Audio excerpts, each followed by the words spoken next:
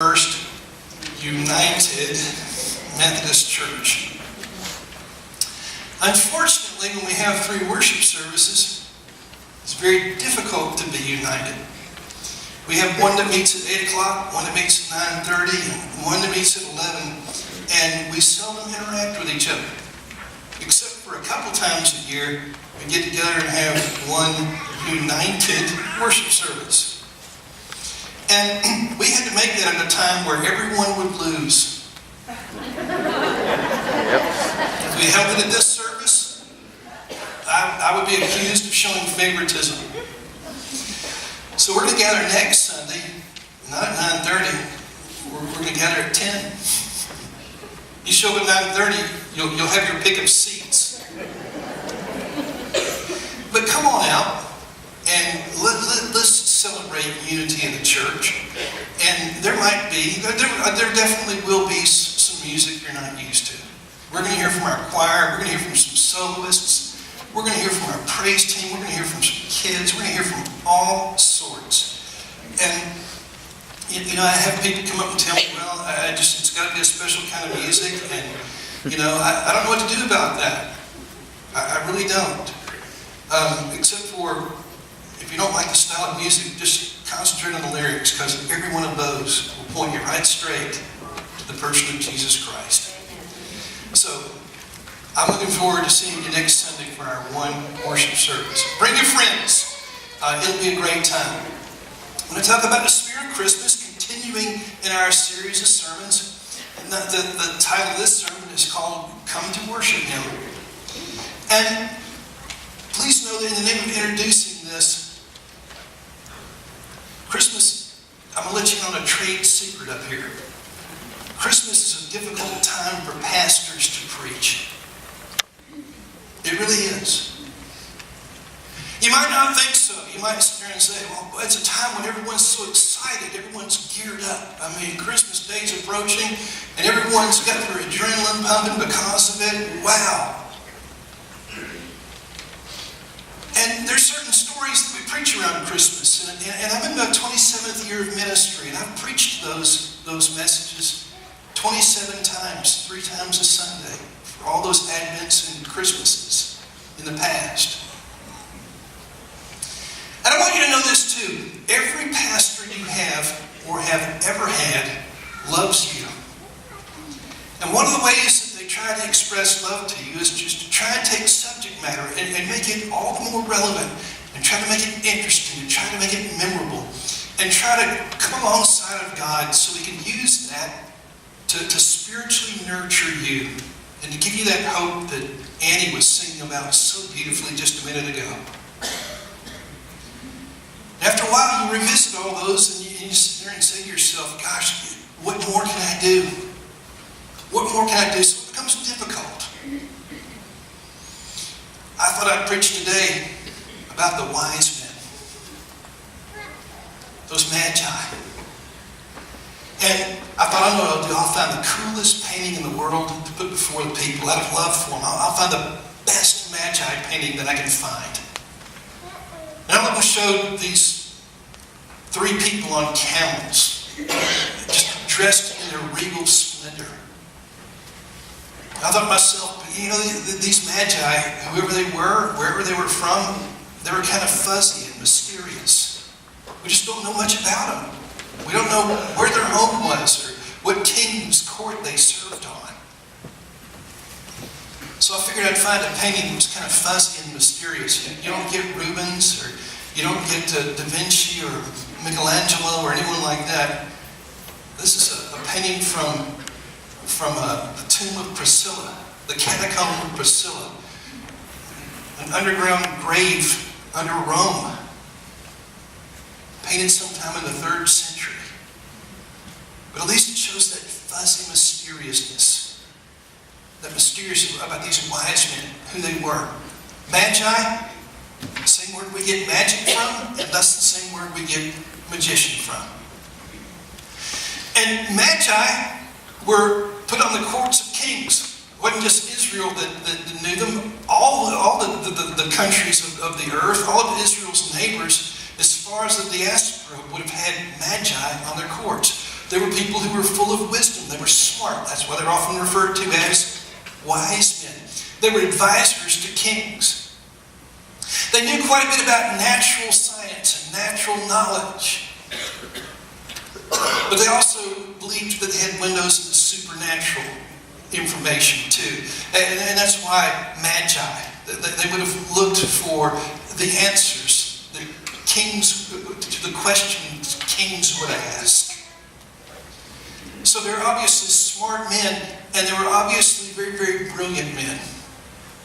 They would have known the religion of all their neighbors, and because these people, these magi, were attracted to Israel and the king of the Jews, Bible scholars believe that these were people who had Jewish ancestry, who were spread out during the dispersion of the Jewish people around the time of the Babylonian conquest. Generations later, their faith in God is still intact, and they're looking for answers. Something gets these wise men attention, and it's a star in the heavens that gets these wise men's attention. And astronomers have always tried to figure out what that was. What did it? Was it a comet that made a once-in-a-lifetime appearance? Or was it a meteor shower? Or whatever you call those things that streak across the skies? I can't pretend to be an astronomer. I tried to take astronomy during my sophomore year in college, and I went through dry bad. While it was interesting, it was also extremely complex and way beyond my ability to take it all in. But I was reading the work of an astronomer by the name of Dr. Craig Chester, who got his degree in astronomy from Case Western Reserve University and now is over the research in astronomy, the California Institute of Research in Astronomy. And he too, being an astronomer, just curious, what is it that these wise men saw? And if you read his work, he has a few different explanations, but I like this one. Because he writes in one of his articles, he says in September of the year 3 BC, the planet Jupiter came into conjunction with Regulus, the star of kingship, which is the brightest star in the constellation of Leo. Now, I know enough about stars to know that the people organize them into different categories, fields, and things like that. And Leo is one of them. The ancients would have done it. The Magi would have done the same thing. They would have studied the course of stars, and they would have studied, they would have known that as during the rotation, during the seasons of the year, that those stars would change, but there would be a constancy in their change too. In the year 3 BC, Jupiter comes into conjunction with Regulus, and Regulus, the same word we get ruler from. Regulus, the star of kingship. And it's the constellation of Leo, which is a lion. Dr. Chester goes on to write that observation. Leo was the constellation of kings. And it was associated with the Lion of Judah, which is a symbol for Jesus Christ, who was born in Bethlehem of Judea. The royal planet, get the significance of this. I mean, this will drive an astronomer crazy, but people who are into spiritual symbolism can't miss it. The royal planet approached the royal star in the royal constellation representing Israel. Okay, you've got my attention. There it is, mapped out for us. And again, take someone like me that lives under city lights most of the time. I fail to see the significance of it. But the Magi were looking there. They were looking for some answers. They were looking for signs, and that's where they saw it. And keep this in mind too. In Hebrew, the Hebrews wouldn't have referred to Jupiter as Jupiter because, well, Jupiter was a pagan god. They had a different name for Jupiter. In Hebrew, what we call the planet Jupiter was known as Sedek, or the star called righteousness, a term that was also used for Messiah. And so, wow, something was happening. Something was going on. According to the astronomer that I read, that's fact. There were other things. Apparently, every night there's something significant going on up there in the heavens. But the people who were looking for the Messiah, this was bringing a message, shouting a message. Could these astronomical occurrences possibly be what motivated Magi from the east to journey from their homes and go on a quest?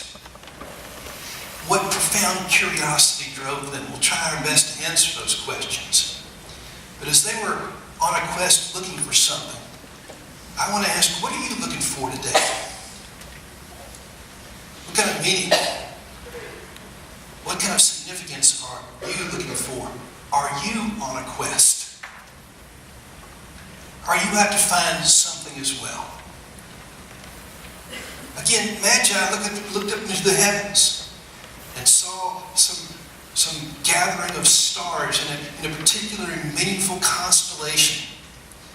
And it invited them to go on a quest. And it invited them to travel over, as the hymn says, over field and fountain, moor and mountain. To approach a very despotic King Herod, but to go before him and ask the question that I want you to read with me. Where is the one who has been born King of the Jews?